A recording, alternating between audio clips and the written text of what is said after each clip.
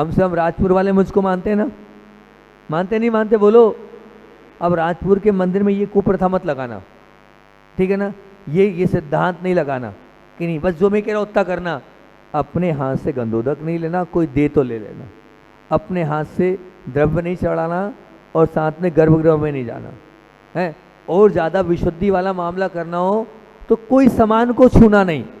और अगर ऐसा आपको बहुत विकल्प हो रहा हो तो चटाई पे मत बैठना, अपना स्वयं के चटाई ले आना, पुट्ठा ले आना, अपने स्वयं का कर लेना, लेकिन मंदिर अंदर बैठने का निषेध नहीं है, इसको आप समाप्त कर देना है ना। अगर आप ये कर लेंगे तो बहुत अच्छी बात है। और दूसरा, कहीं अगर मरण में जाए तो चावल चढ़ाना, उसके बाद सूतक पातक दूर करना है ना। उसके पहले अगर आप घर में घुस गए तो वो उल्टा कर रहे हैं, उसमें तो और आपके घर में नकारात्मकता बढ़ेगी, आपके घर की जो है वो ऊर्जा समाप्त होते चले जाएगी अगर आप इस प्रकार से कर रहे हैं तो।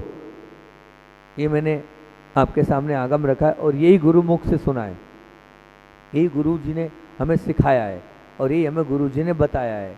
और यहाँ तक कि अगर मान लीजिए आपने नाड़ा बांध लिया, नाड़ा बांध लिया का तात्पर्य अगर आपको नाड़ा बंध गया है और आप नाड़ा बंद कर आपने कर लिया, तब भी आपको सूतक पातक नहीं लगेगा।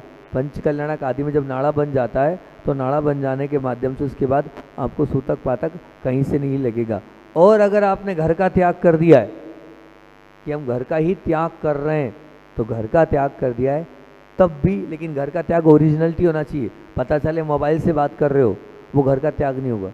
घर का त्याग ये कि हम पूरे से ना घर वालों से बात करेंगे, ना कोई लेना ना कोई देना, ऐसा अगर आपका नियम है तब भी आपको सूतक पातक नहीं लगेगा। आप निश्चित रूप से मान के चलना। तो अगर ये धारणा आपकी बनी हुई है तो इस धारणा को बहुत अच्छे से पूरे मनोभाव पूर्वक निकाल देना और आगे इस सूतक पातक की इस संयोजना के साथ अपने जीवन को नहीं जीना। क्योंकि आपका राजपुर की परिभाषा आपको याद है नहीं याद है? याद है क्या बनाई थी परिभाषा? मैंने कहा जब जब आऊँगा जब जब पूछूंगा राजपुर की परिभाषा, हर बार नई थोड़ी बनाऊंगा। क्या परिभाषा है बोलो? भूल गए। राजा बनना है तो क्या देखना है? अच्छाई को देखना है। बहुत अच्छी बात है। देख रहे हो नहीं देख रहे हो अच्छाई कि दिन रात बुराई देखने में लगे हो? हैं? नहीं देख रहे हो?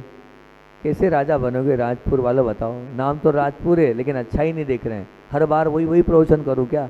हर बार उसी को बताऊं क्या? है? अगर राजा बनना है तो निश्चित रूप से आप अच्छाई को देखोगे तभी आप राजा बनोगे, और अच्छाई को नहीं देखोगे तो निश्चित मान के चलना आप राजा नहीं बनोगे। हैं? और पिछली बार जब हमने कहा था कि अच्छाई लिखना, तो लिखी थी आपने? लिखी थी? लिखी थी? लिखी है तो बहुत अच्छी बात है। कि चलो एक बात बताओ, किसने लिखी थी? किया था? दिया था? आ जाओ माइक दो भैया इसको, आज हम इससे पूछते हैं इसकी क्या अच्छाई इसने लिखी है, बताओ। हाँ? अरे तो तेरी अच्छाई थोड़ी पूछ रहे हैं हम, परिवार के सदस्यों की पूछ रहे हैं। क्या लिखी थी? लिखी थी? क्या लिखी थी? गुस्सा नहीं आता? बहुत अच्छा। तो अब तुमने उनसे सीखा कि हम भी गुस्सा ना करें, हैं? हाँ, और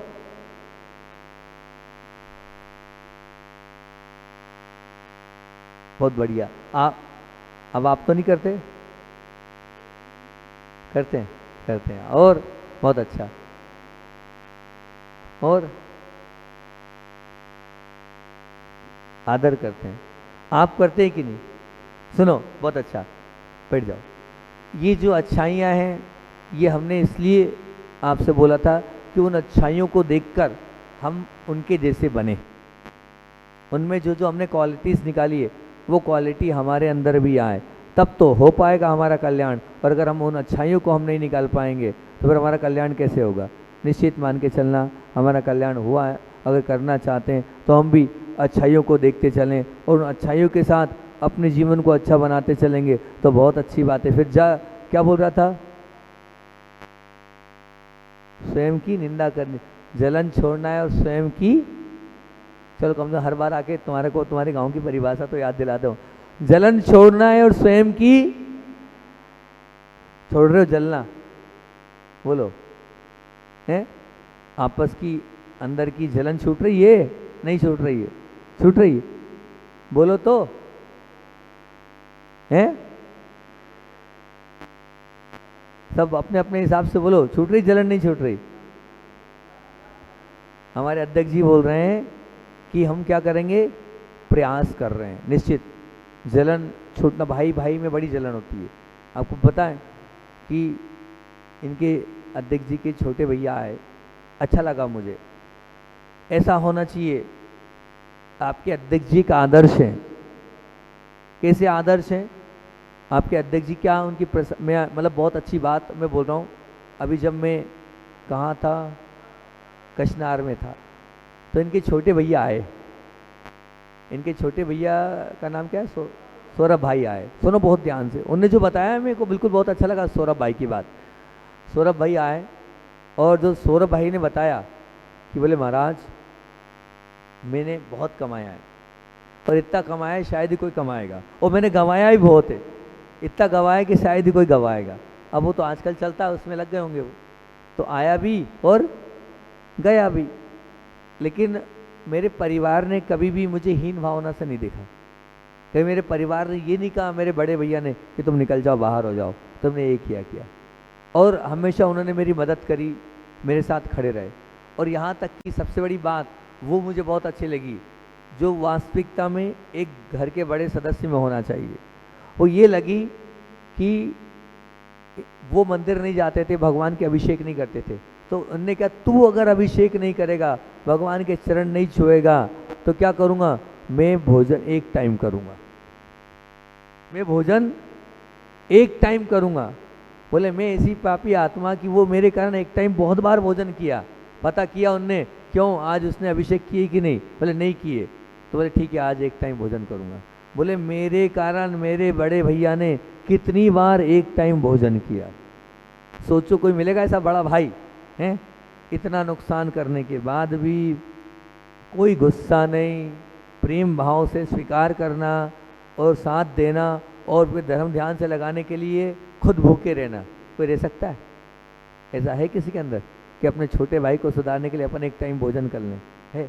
ये आपके यहाँ के आदर्श अध्यक्ष जी हैं, जो सचमुच में जिन्होंने एक बहुत अच्छी प्रस्तुति दी, और उन्होंने यही कहा कि सब कुछ मेरे लिए मेरे बड़े भैया हैं। वो तभी तो निकलेगा कि जब इस प्रकार का उन्होंने किया, इस प्रकार का साथ में प्रेम दिया, स्नेह दिया, वात्सल्य दिया, तभी उसके कारण उनके ऐसे भाव बने। तो निश्चित रूप से आज तो भाई और भाई में जलन मचीएगी, एक बहन और आपस की बहनें आपस में जलती हैंगी। सच है ये, आपस में जो है बचा ही नहीं है, जलन है, जलन भरी पड़ी है। लेकिन यहाँ जलना तो दूर, यहाँ तो क्या हो रहा है साथ साथ में। क्योंकि जब आचार्य श्री जी बार बार एक बात शब्द बोलते थे, ध्यान से सुनो राजपुर वालों, आचार्य श्री क्या बोलते थे, और वो अध्यक्ष जी ने करके दिखाया। आचार्य श्री बोलते थे अपराध से बेर करो, अपराधी से नहीं। क्या बोलते थे? अपराध से बेर करो, अपराधी से नहीं। अगर अध्यक्ष जी अपराधी से बेर करते तो आज वो छोड़ छाड़ के चले जाता। आज जिस स्थान पर वापस पहुंचा उस स्थान पर नहीं रहता। आज मान लो वापस से वो लाइन पे लग गया, नहीं लग पाता अगर वो मान लो अपराधी से बेर कर दे कि तूने ऐसा किया, हट जा हट जा हट जा। नहीं, इसलिए आप अब जो गलत है उससे तो आपका द्वेष होना चाहिए, ध्यान, निश्चित वो बात तो ठीक है, लेकिन अपराधी से बिल्कुल भी आपका बेर नहीं होना चाहिए। तो निश्चित रूप से क्या बोल रहा है? जलन छोड़ना है तो स्वयं की निंदा करनी होगी। और तीसरा क्या है? पूज्यता पाना है तो, क्या बात है, वेरी गुड, पूज्यता पाना है तो सबकी विनय करनी होगी, छोटों की भी करनी होगी और बड़ों की भी करनी होगी। अगर आप विनय कर रहे हो तो निश्चित पूजा जाओगे, और अगर आप विनय नहीं कर रहे हो तो ध्यान रखना कितना ही कुछ कर लेना, सामने वाला ऊपर ऊपर से तो आपका ध्यान रखेगा, लेकिन वो ऊपरी ऊपरी रहेगा। अंतरंग से उसका समर्पण, अंतरंग से उसकी भक्ति आपके प्रति ना हुई है ना हो पाएगी। अगर आप अंतरंग से निश्चित रूप से सबसे जुड़ना चाहते हो तो आपको हमेशा विनयपूर्वक प्रस्तुत होना चाहिए। हमेशा आप दूसरों के लिए झुकते चले जाएंगे, आप अपने आप, सामने वाला आपके साथ और आपके लिए जीवन जीना चालू करेगा। लेकिन होना चाहिए विनय। ये गुण अगर आपके अंदर है तो आपने बहुत बड़ा काम कर लिया, और ये गुण नहीं है तो गए। सच में राजपुर की परिभाषा बहुत सुंदर बनी थी निश्चित रूप से, लेकिन ये गुण हमारे अंदर आए तब तो हम अच्छे बन पाएंगे, नहीं तो कहाँ से आने अच्छे बन पाएंगे। तो पूज्यता पाना है तो सबकी विनय हम करते चलें। और क्या बोल रहा था, रत्नत्रय पाना है तो नहीं भैया, गलत बता दिया। और कोई, दोनों दीदियां, हाँ ठीक, बहुत बढ़िया। रत्नत्रय पाना है तो सच्ची श्रद्धा करनी होगी। और सच्ची श्रद्धा का तात्पर्य क्या है? सच्ची श्रद्धा किसको बोलते हैं? सच्ची श्रद्धा का तात्पर्य ये, कुछ भी हो जाए, देव, शास्त्र, गुरु के अलावा अपने माथे को मैं कहीं नहीं झुकाऊंगा। बिल्कुल, हाँ, वो सच्ची श्रद्धा कहलाती है। और वो सच्ची श्रद्धा अगर आपने कर ली तो निश्चित मान के चलना आपका कल्याण हो जाएगा। आप देखें कि कौन से सच्चे देव हैं, कौन सा सच्चा आगम है और कौन से सच्चे गुरु हैं। ढूंढे सच्चे गुरु को, प्राप्त करें सच्चे गुरु को, और उनके सामने अपना माथा झुकाएं तो बहुत अच्छी बात है। मैं हमेशा एक बात बोलता हूँ कि दो चीज़ें आपको पुण्य से नहीं पुरुषार्थ से मिलेगी। दो चीज़ें पुण्य से नहीं, कैसे मिलेंगे? माँ तो पुण्य से मिलेगी, पिता पुण्य से मिलेंगे, बच्चा पुण्य से मिलेगा, जो मिला है उससे ही मिलेगा। पत्नी पुण्य से मिलेगी, पत्नी पुण्य से और पाप से मिलेगी। ठीक, तो ये सब तो पुण्य से मिलेंगे, लेकिन एक दो चीज़ें पुरुषार्थ से मिलती है, वो आपको पुरुषार्थ करने से मिलेगी। वो दो चीज़ें कौन सी है उसको ध्यान रखना। एक गुरु आप जो चाहे वो बना सकते हो, उसमें पुण्य की कोई ज़रूरत नहीं है, निश्चित मान के चलना। और एक मित्र आप जिसको चाहोगे आप उसको बना सकते हो। तो दो चीज़ें आपकी अच्छी होनी चाहिए जीवन में, एक मित्र और एक गुरु। जिसके जीवन में मित्र अच्छे हैं उसका जीवन सात्विक बन जाएगा, और जिसके जीवन में गुरु अच्छे हैं उसका जीवन वैराग्य और अध्यात्म की ओर बढ़ जाएगा। तो दो चीज़ों को बड़ा तोल के और दो चीज़ों को बहुत सोच समझ के बनाओ आप। किसको? गुरु को और मित्र को। वो आपके पुण्य से नहीं, वो आपके पुरुषार्थ से। वो पुरुषार्थ मतलब चेक करो, छांटो, देखो, समझो, और उसके बाद मित्रता करो। उसके बाद आप जुड़ने का प्रयास करो। उसके पहले जुड़ने का प्रयास नहीं करो कि हाँ भैया ये मेरे मित्र बनाने योग्य है और ये मेरे गुरु बनाने योग्य है। तो गुरु और मित्र को सोच समझ के बनाना। अगर ऐसे मित्र भी हों तो आप क्या कर देना, छोड़ देना। कोई ऐसा मित्र हो कि हाँ भैया इस प्रकार मित्र है, तो उसको क्या कर दोगे आप, छोड़ोगे, तो बहुत अच्छी बात है। और कोई ऐसा गुरु भी कहीं से आप जुड़े हुए हो तो उसको भी छोड़ देना, नहीं, बिल्कुल नहीं मिलूंगा। मैं आपको इतना ही बता रहा हूँ। समय हमारा हो गया।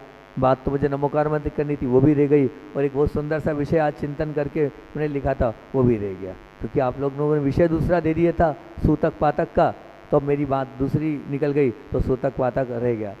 मैं आपसे इतना सा बोल दे रहा हूँ कि बुंदेलखंड में कुछ नहीं था। आज से जब पहले आए थे, कब, आज से 40-50 साल पहले जब आचार्य श्री जी बुंदेलखंड में नहीं आए थे, तब बुंदेलखंड में कुछ नहीं था।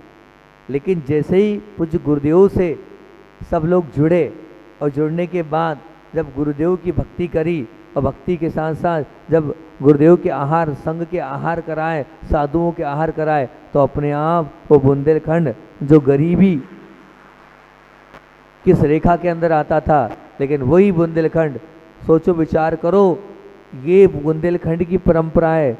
बाद में राजस्थान वालों ने दान देना सीखा, करोड़ों में जो बोलियां गई, 5 करोड़, 11 करोड़ और 25 करोड़ की बोलियां, ये बुंदेलखंड से प्रारंभ हुई। ये राजस्थान से प्रारंभ नहीं हुई, पैसे वाले राजस्थान में हैं, लेकिन देने वाले बुंदेलखंड में हैं। वहाँ तो 1 2 4 लोग हैं जो देने वाले हैं, पाटनी जी जैसे, लेकिन बुंदेलखंड में तो हर स्थान पर देने वाले हैं। और आज पुनः देने की बात आपके सामने रख रहा हूँ और अपनी बात को विराम कर रहा हूँ। अगर आप लोग का पुण्य का उदय, अभी पंचांग उठाकर देखा मैंने, देखो कैसा पुण्य है। हो सकता है इस निमित्त से मेरा यहाँ आना हुआ हो। पंचांग उठाकर मैंने देखा, पंचांग उठाकर देखा कि शिलान्यास का आज मुहूर्त है क्या। तो आज 21 तारीख, आज 21 है ना, 21 तारीख के दिन शिलान्यास का मुहूर्त है। और अभी जब मैं आ रहा था तो रास्ते में मुझसे आरजो भाई ने बोला और सब ने बोले यहाँ पर रोड पर बहुत सुंदर सी एक प्लांट सरकार के द्वारा दिया गया है और महाराज जी यहाँ कुछ अच्छा कार्य हो जाए। और हम सब गुरुदेव को मानने वाले हैं और गुरुदेव की यादें हमारे बीच में होना चाहिए। तो एक कीर्ति स्तंभ की वहाँ पर संयोजना हो जाए और कीर्ति स्तंभ का वहाँ पर शिलान्यास हो जाए। और आप अगर सच में आचार्य श्री जी को मानने वाले हैं, आचार्य श्री के प्रति आपकी भक्ति है, आचार्य श्री के प्रति आपकी आस्था है, तो आज ही सामायिक के बाद बिहार के पहले अपन वहाँ शिलान्यास कर देते हैं। तो कम से कम आचार्य श्री के नाम पर जब यहाँ कोई आएगा और जब उस तरफ से आएगा तो देखेगा कि यहाँ कीर्ति स्तंभ है और इस कीर्ति स्तंभ में गुरुदेव की वो यादें रहेंगी जो सच में हमें आचार्य श्री जी को याद कराएगी। बाकी काम तो हमने बहुत किए, खूब दीक्षा दिवस मनाया, खूब समाधि दिवस मनाया, और वहाँ पर अगर कीर्ति स्तंभ हो जाए तो बहुत अच्छी बात है कि, और बाउंड्री बन जाए, सुनो, बाउंड्री बन जाए और साथ साथ में बाउंड्री के साथ साथ उसमें अगर चरण की स्थापना हो जाए तो और उत्तम हो जाएगा। वहाँ पर कीर्ति स्तंभ भी हो जाए और वहीं पर पूज्य गुरुदेव की चरणों की स्थापना भी हो जाए तो ये अपने आप में बहुत बड़ा काम हो जाएगा, बहुत अच्छी बात हो जाएगी। समय हमारा हो रहा है, आप लोगों को बात स्वीकार है तो वो स्थान बनाया रखा है पूरा, मैंने देखा पूरा वो प्रांगण भी बना हुआ है, कुछ करना है नहीं, बस आप लोगों को हाँ बोलना है। आप लोग, वैसे मुझे मालूम है राजपुर वाले मुझसे जुड़े हैं, ना का कोई काम है ही नहीं, राजपुर वाले हमेशा हाँ ही बोलते हैं, बोलते नहीं बोलते हैं। आचार्य भगवान विद्यासागर जी महामुनि राय जी, आप लोग मन को शांत करना चाहते हैं, करना चाहते हैं, बहुत अच्छा। क्या आप लोग अपनी किस्मत के ताले खोलना चाहते हैं, चाहते हैं, हैं? खोलना चाहते हैं, अभी नहीं खोले, खोलें और खोलना है, बहुत अच्छी बात है। कि क्या आप अपना जीवन प्रसन्नता से भरा, हास्य से भरा और खुशी से भरा जीवन बनाना चाहते हैं? हैं? सब हाँ ही हाँ है, एक आध बिना नहीं है, एक बहुत अच्छी बात है। क्या आप अपने जीवन से दुश्मनी को, क्रोध को, बैर को, द्वेष को निकालना चाहते हैं? निकालना चाहते हैं, बहुत अच्छी बात है। क्या आप अपने जीवन से अपने दोषों को, अपनी बुरी आदतों को, अपने गलत जीवन को बाहर करना चाहते हैं? सब हाँ, सब में हाँ आ रही है, बहुत अच्छी बात है। क्या आप अपने पाप कर्म को ढकना चाहते हैं कि मैंने जो पाप कर्म किए वह ढक जाए? और निश्चित रूप से उस पाप कर्म को ढककर अपने भगवान के सामने मैं उसका प्रक्षालन कर लूं, उसको धो लूं, उसको पवित्र कर लूं, उसको शुद्ध कर लूं। चाहते हैं, सब चाहते हैं, बहुत अच्छी बात है। कि तो मल्हारगढ़ में हम यहाँ आए हैं और बहुत समय से भावना थी मल्हारगढ़ आने की। जब हम बामोरा में थे तो हमारे सचिन भाई भी बार बार हमसे बोलते थे, उसके अलावा बहुत सारे लोगों ने भी कहा महाराज जी मल्हारगढ़ चलो, मल्हारगढ़ चलो। तो मल्हारगढ़ की भावना थी और सच पूछे तो बहुत जगह के निवेदन थे, मतलब यहाँ का तो कोई निवेदन था नहीं, कोई आवेदन था नहीं, ऐसा विशेष था, ऐसा नहीं था, पर अन्य जगह की अपेक्षा जितने वो लोग पीछे पड़े थे, जामनेर वाले, जितने लटेरी वाले बार बार जामनेर वाले आए, विधान कर दो, विधान कर दो, और अन्य स्थान वालों ने भी निवेदन किया, पर क्या पता क्यों यहाँ के भगवान खींच रहे थे कि नहीं आप तो वहीं चलो और वहीं पर आपको आना। यहाँ की ऊर्जा, यहाँ की शक्ति, यहाँ का पावर बुला रहा था, तो इसलिए यहाँ तक चले आए। और कल आकर जो लगा वही अभी प्रवचन का विषय बना रहा हूँ, क्योंकि सचिन ने बोला, बोले महाराज जी बताना, तो हमने कहा ठीक, बहुत अच्छी बात है। वही सब कुछ आपके बीच में यहाँ पर रखने के भाव, क्योंकि मैं कार्यक्रमों से बड़ा परेशान हो चुका हूँ, एक के बाद एक कार्य, कहीं विमान जी कहीं विधान। तो मैंने सोचा 8 दिन अस्थानिका में शांति के साथ रहने का और साधना करने का एक अवसर प्राप्त करना है, इसलिए यहाँ आया था। मुझे नहीं पता था मुंगावली इतनी पास है, नहीं तो मैं नहीं आता कि सिंघई जी जैसे लोग आ जाएंगे परेशान करने। अभी प्रवचन करने के कोई भाव नहीं थे मेरे, लेकिन कल सचिन ने बोला नहीं, कम से कम मल्हारगढ़ के विषय में तो आपको बोलना ही है। हमने कहा ठीक है, बहुत अच्छी बात है, क्योंकि शांति के साथ साधना के साथ अगर ऐसे भगवान मिल जाए और फिर साधना ना हो तो मजा नहीं, आनंद। तो आज सुबह से हमने उठा लिया, सुबह से बहुत सुंदर सामायिक करी, और आज दिन में भी आप लोग कोई परेशान नहीं करना, आना मत हमारे पास। साधना करने के लिए आए तो यहाँ साधना करने देना हमें, शाम को हम आपको ध्यान करा देंगे। बाकी दिन भर हमें अपने आप में रहने का मौका बड़ी मुश्किल से मिलता है, ऐसा सौभाग्य प्राप्त नहीं होता है। नहीं तो यहाँ वहाँ में अब जा रहा है अपना जीवन, यहाँ वहाँ, इसलिए आप लोगों का तो भला हो जाता है हमारे लिए, लेकिन वो यहाँ वहाँ है। तो मल्हारगढ़ की परिभाषा भी बैठे बैठे चिंतन करके लिख दी, जो 2 दिन अभी कल से लेकर आज तक जो हमने पाया उसको लिख दिया कि मल्हारगढ़ का ये माँ क्या बोल रहा है। मल्हारगढ़ का माँ बोल रहा है मन शांत होता है, मन शांत होता है मल्हारगढ़ के अतिशयकारी पारस प्रभु के दर्शन से। निश्चित आप यहाँ आओ, आपको शांति की अनुभूति होगी। यहाँ आने के बाद आपका मन एकदम ऐसा लगेगा कि मैं निर्विकल्प सा हो गया हूँ, मेरे मन की शंकाएं, मेरे मन की बाधाएं दूर हो गई। एक बालक अनुभव मुंगावली का है, उसने कल मुझसे कहा, बोले महाराज मैं लगातार 1 महीने तक सिर्फ चरण छूने आता था मुंगावली से 14 किलोमीटर 15 किलोमीटर चलकर, मेरा मन शांत हो जाता था। तो निश्चित जब उसका मन शांत होता होगा तो आप लोगों का भी मन शांत होगा। जब आप यहाँ के भगवान के पास आएंगे, भगवान के दर्शन करने आएंगे, भगवान की भक्ति करेंगे, और इससे प्राचीन भगवान जो वास्तविकता में अपनी इस सुंदर प्रभा के माध्यम से हमें आकर्षित कर रहे हैं। मुझे नहीं पता ये क्षेत्र अभी तक कितना वंचित क्यों है, जबकि इस क्षेत्र में बहुत सारी ऊर्जाएं हैं, बहुत सारी पावर है, बहुत सारी शक्तियां हैं, फिर भी ये इतना ज़्यादा प्रचलित नहीं है, यहाँ इतने लोग नहीं आते। लेकिन मैं तो चाहूँगा कि यहाँ के भगवान, यहाँ की जो प्रतिमाएं हैं, ये पूरे देश में, पूरे विश्व में इनका अतिशय जाए, ताकि लोग यहाँ पर दर्शन करने आए, और जिनका मन अशांत है वो अपने मन को शांत करने के लिए यहाँ पर आएंगे, तो निश्चित रूप से उनका मन पवित्र भी होगा और उनका मन शांत भी होगा। मैं आप लोगों से पूछता हूँ, ये जो मैंने लिखा है जमा पर, वो आप लोग यहाँ आए, आप लोगों को अच्छा लगा नहीं लगा बताओ? यहाँ बैठे या मन में एक शांति की अनुभूति हुई कि नहीं? सब जगह जाते हो, लेकिन यहाँ आने के बाद अपने आप में निश्चित रूप से मन में एक हल्कापन सा आ गया, एक निर्विकल्पता सी आ जाती है। तो ये भगवान सच में मन को शांत कर रहे हैं, ऐसे मल्हारगढ़ के अतिशयकारी पारस प्रभु। और ला क्या बोल रहा है, अभी तो सिर्फ थोड़ा थोड़ा बता देता हूँ। फिर ला बोल रहा है कि निश्चित रूप से आपका वो किस्मत, आपकी वो लक, वो खुल सकती है अगर आप मल्हारगढ़ के अतिशयकारी पारस प्रभु के भक्ति करेंगे। तो अगर आप अपनी लक खोलना चाहते हो तो लक तभी खुलेगा जब इनकी दर्शन करोगे, इनकी भक्ति करोगे, इनकी आराधना करोगे, इनसे जुड़ जाओगे और इनके चरणों में आके अपना माथा टिकाओगे, तो आपकी किस्मत जरूर खुलेगी। आपके लक आप लोग लक बोलते हो और हम लोग किस्मत बोलते हैं, ठीक? लक आजकल लक से मतलब समझ रहे ना, लक मतलब क्या होता है? किस्मत। तो आप अपनी किस्मत को बदलने की ताकत आपके अंदर है। आचार्य जी बोलते थे कि निगत्ति और निकाचित कर्म भी भगवान के दर्शन से और भगवान की भक्ति से कट जाते हैं, टूट जाते हैं, समाप्त हो जाते हैं।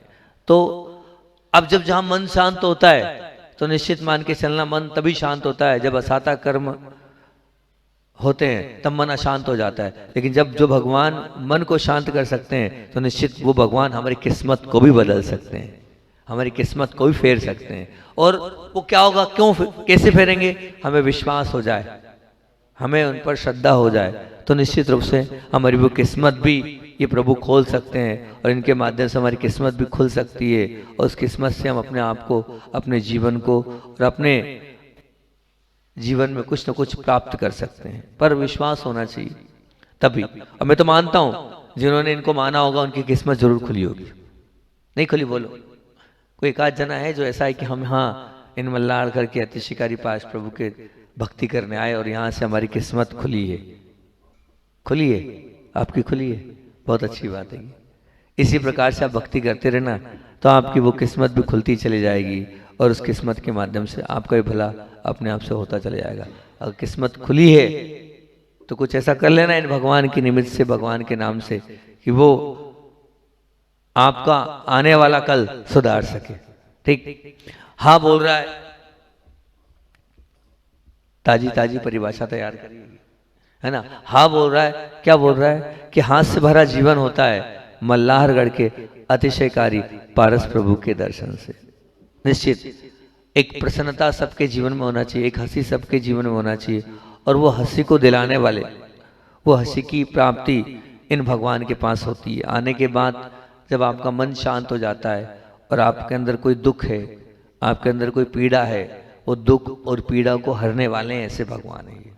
हाँ निश्चित आप आओ, यहाँ पर आओगे तो आपकी वो दुख, आपकी वो पीड़ाएं, आपकी वो जो बाधाएं, आपके जीवन की समस्याएं, आपके जीवन के कष्ट सब कुछ समाप्त होते चले जाएंगे। बिल्कुल है, ये भगवान ऐसे अतिशयकारी है, इनमें ऐसा ओज है, इनमें ऐसा एक प्रभाव है। उस प्रभाव के माध्यम से, उस अतिशय के माध्यम से अपने आप यहाँ पर सब कुछ हो जाता है। अभी जब मैं कल विहार करते हुए आ रहा था तो एक बहन बोली, बोले हम यहाँ पर 8-10 साल जब पहले एक माता जी के साथ यहाँ आए थे, गरिमामती माता जी के साथ विहार करते हुए आए थे। कुछ वर्ष पहले माता जी आई होगी यहाँ। बोले हम ऊपर सोए थे, अकेले सोए थे, डर गए। क्यों? बोले इतने झांझ मंजीरे की आवाज आ रही थी, ऐसे ढोल बज रहे थे और ढोल की मंजीरे की और सब आवाज सुनकर हम घबरा गए। क्या है, एकदम डर के वो हो गए। तब हम माता जी के पास पहुंचे। माता जी ने कहा ये जो जिनालय है, ये जिनालय में प्राचीन और अतिशयकारी भगवान है और ये जो भगवान है, इन भगवान का दर्शन करने, इन भगवान की भक्ति करने, रात में तो मना नहीं देवों को आने के लिए, दिन में आप लोग रहते हो, रात में देवों का राज्य रहता है, इसलिए देव लोग यहाँ आकर भक्ति करते हैं। देव लोग आकर यहाँ पर